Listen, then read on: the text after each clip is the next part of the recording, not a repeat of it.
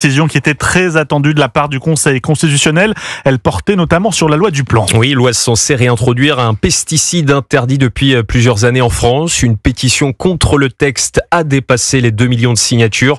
On en parle avec vous, Charles Bouchin, bonsoir. Bonsoir à tous. Charles, les sages ont finalement décidé de censurer la réintroduction de l'acétamipride, jugeant sa réintroduction contraire à la charte de l'environnement. Oui, ils ont estimé que cette mesure aurait des incidences sur la biodiversité et pourrait engendrer des risques pour la santé humaine. Le retour de l'acétamipride était réclamé par les syndicats agricoles et notamment les producteurs de prunes, de betteraves et de noisettes. Alors cette censure inquiète Véronique Le Floch, présidente de la coordination rurale.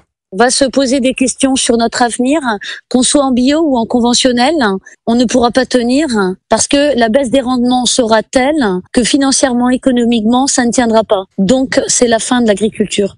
Aujourd'hui, la molécule de la famille des néonicotinoïdes était autorisée dans tous les pays de l'Union européenne, ce qui pourrait avoir des conséquences à terme sur la souveraineté alimentaire de la France selon elle.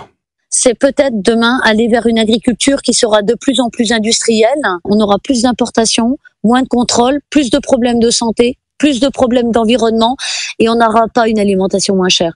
Donc on aura tout faux.